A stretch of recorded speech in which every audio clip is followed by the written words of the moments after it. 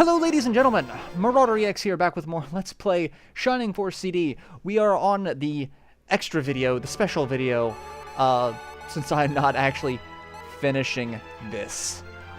We are going to start and show off Book 4. And I'm not going to finish Book 4, but I'm going to show off what it is. So we're going to do New Game. What Shining Force book do you want to read? We will set it up on the cartridge, and the museum. We found the museum ticket, and I believe it was book 2 in the well. That allows us to do book 4. This book is really just a special fight. It's not really a story. Is this a sequel? Yes. Sequel to which story? Nick. Then I may know some of the characters in it. What difficulty level? Since I'm just showing this off, we'll do easy. It doesn't matter.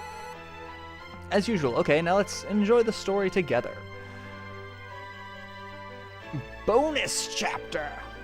Bonus ducks. So yeah, we're here. There's a museum. All sorts of statues. We show up, there's an earthquake, mostly because it's our friends running into the museum. Everyone's looking around, hey look, we killed this guy! I don't know why they're so excited about all this. Luke, Yaha, Eric. Natasha glared at the three. Yes, that's right. Browbeat everyone in the line. Hey everyone, behave. It's the most historic museum in Cyprus. What was that? Oh, that wasn't them. Yes, the most historic museum in Cyprus. Apparently all the bad guys just come back to life. Like, what was this? Was it built on, like, a pet cemetery or something? Did we build the museum on top of the graves of all of these enemies that we've killed? Oh, what's going on? Nick, are you alright?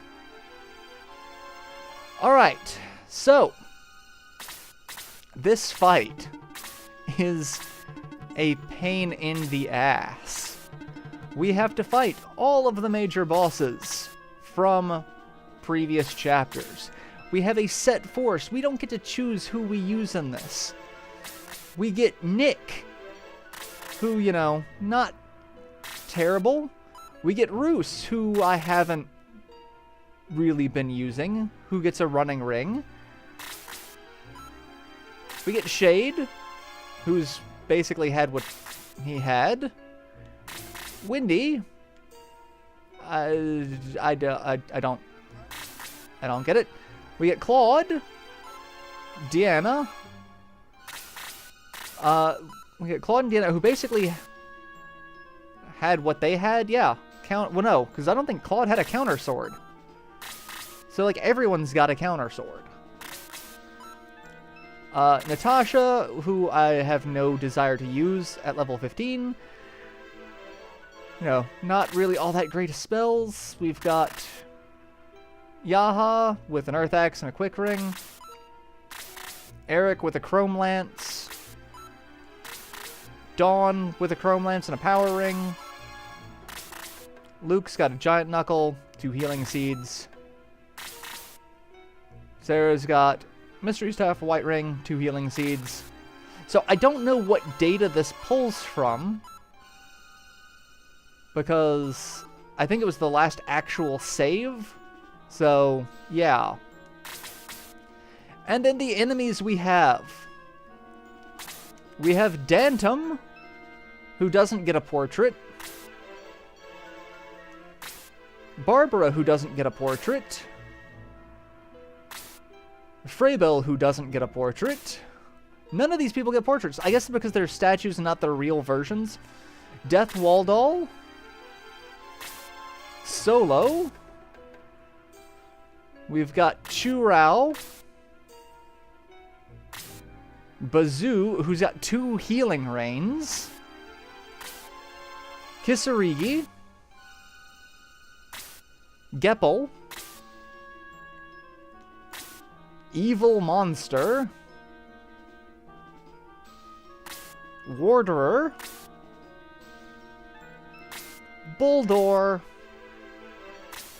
Dava, Ion Worm, we get Waldol Scorpion, and Ion himself. So, yeah, the fact that you don't get your own, you don't get to pick your own force, and I'm kind of under-leveled at the moment, and I have to use two spellcasters.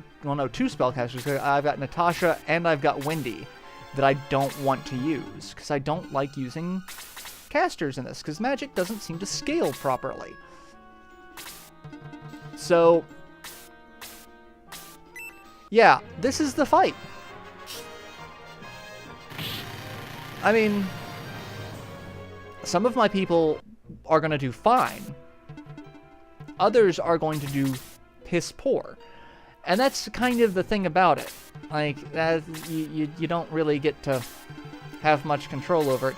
And that's where the difficulty is supposed to lie. But at the same time, it's just... I get one ranged unit, two spellcast... Like, I don't want spellcasters. I'd rather have two ranged units. Get rid of...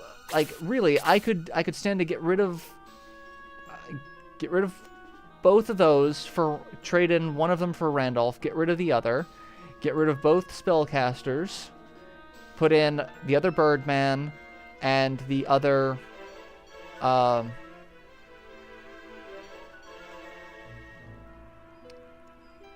other ranged unit, blah, blah, I'm losing words. Take out Roos and put in my other Master Monk. And that's my force. Like, I'm so close to using the force that I actually want to use, but can't. And there's no way to, like, you can't egress out of this. You can't change who you use. It is a set force, unfortunately. And that kind of sucks because Book 3, you get to pick your force. So why do you lose that functionality now? Freeze level 3. See, it'll do a fair bit of damage to who it hits. Like, that's the thing. I'm not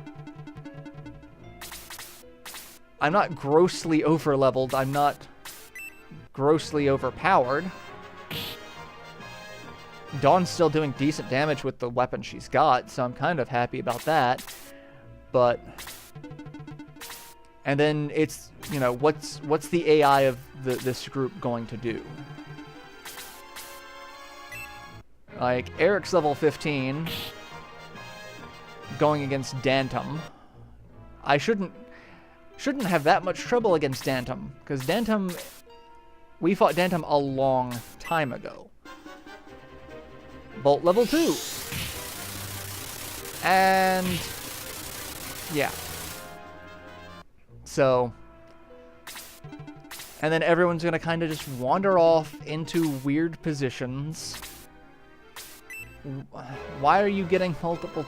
And that's another thing. It's like all the enemies are going to get multiple turns because they're bosses, and they have the same AI pattern as they did as a boss. So that's one thing you actually have to take into very heavy consideration. What are the enemies going to do before you can kill them? And then, you know, having to deal with the fact that they're getting some fantastic attack rolls. So, but again, I have no desire if I actually beat this or not. So, I'm just kind of hanging out, doing what I want to do. Because, yeah, that... Really? And Dawn is dead. So... yeah. This is... Oh, and hey, I forgot Gordon down in the corner. And Bazoo gets multiple turns, because, you know, why the hell not? Because that's what they do. I don't know if Dava gets Dava Beam. I kind of hope she doesn't. That would really suck. I should heal, but I'm not going to, because I don't care. This could be a very short episode. I don't care. I just kind of want... Well, one's dead. I've killed one person, and I lost one person at the same time. So, you know, just heal myself. It doesn't matter. Should heal Nick.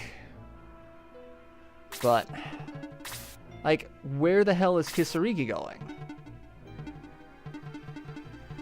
And I'll move you over here so that I don't just instantly die. But I have nothing nice to say about Book 4. It's a cute idea, but it's frustrating because we had so much more potential. So much more potential. Especially after the build-up that was, you know, Book 3. That's like, okay, this seems like you get to build your own force. There's, you know, there's more to the story. It's extra. It's, you know, it's something that wasn't in any of the Game Gear games. That's awesome. And we get nothing. Like, I'm gonna cast Freeze 3 on him. 15 points of damage. At least she's recovering MP. At least we've got that going for us. Like, that makes her not incredibly useless, but it means she's going to be doing subpar damage for someone that level. Because she's 15, he's 15. He did 19 points of damage with a melee attack. She did less than that with Freeze 3, and that was 12 MP. So she's going to do less damage just offhand. And Wendy's going to do even less than that, so... Because she's 14. 12 points of damage. Like, that was equivalent of 1 damage per MP spent. And she recovered a bunch of MP, didn't she? Seemed like she recovered way more MP than what I was expecting. But it doesn't matter, she's gonna die. And like, that's the thing, like, she gets to use the Atlas Axe. That's a set amount of damage every turn, no MP cost. So, and like, Eric did 25 on a crit. I can't crit that much with magic. I don't get that luxury. So I can heal with Aura, get everyone, you know, a little bit back up to full. But I'm really bummed by this. And I know there's going to be a bunch of people who are like, you're not finishing it, it's not a full play. I don't care. Because like, this part is not as enjoyable. Like, it feels like a massive step back to me. And that's sad. Because this had so much more potential. Like, I really think Book 3 is the best part of this, because you get everyone from both books. It's a unique bit of story that actually is story that continues on, and though it's not just like, this is the equivalent of anime filler. This is, you know, I'm sitting here thinking so many story arcs in so many animes. The Bount arc in Bleach, for one. Like, that's one. Basically any of the Zanpakuto coming alive arcs. Actually, I think one of those might have been legitimate. I don't remember. It's been a long time.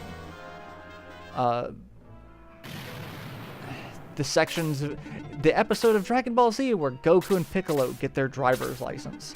tell me that's not filler. Like, the entirety of the second or third box set of Rurouni Kenshin, because, let's face it, that Kenshin dealing with missionaries, Kenshin going blind, that's all stuff that didn't happen and no one cared about. So, like, this is that equivalent. So, like, it sucks because it doesn't live up to what it could be. It's disappointing. This arc is bad and you should feel bad. But I wanted to show it off because I wanted people to see what you were looking at, what you were getting into. It's entirely possible and it's beyond entirely possible to completely cheese the hell out of this. You can do the last fight in Book 3 with this group, killing the Wonder Mushes, egressing, going back, killing the Wonder Mushes, egressing, and getting your party up to whatever level you want them to be, so that, you know, you can... That is extreme overkill, but it'll kill her, and I'm happy about that. So I'll do that.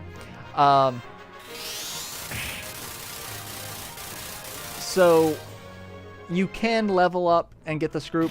This is recommended to be a level 20 fight from all of the guides I've seen. Like, if I were playing this any more cautiously than what I'm currently doing, you could get by at level 15. I'm just not caring, so I'm throwing caution to the wind and just derping around. But given the damage values that they're doing, and, you know, if you went in cautiously, you could do this fight at 15. You just have to be, like I said, cautious. Be very cautious. So, like, Gordon, let's see. 10 points of damage from Blaze 3.